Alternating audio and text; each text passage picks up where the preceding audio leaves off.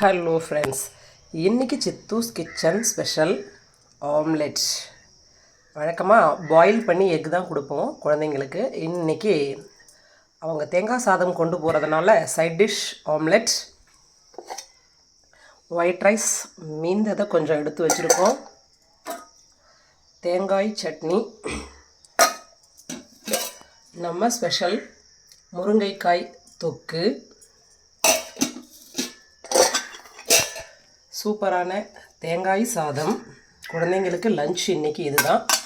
அந்த தேங்காய் சாதத்துக்கு தான் ஆம்லெட் காம்போ.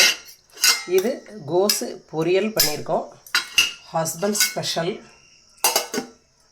அடுத்தபடியாக புதினா கறிவேப்பிலை மல்லி போட்ட துவையல் செஞ்சுருக்கோம்.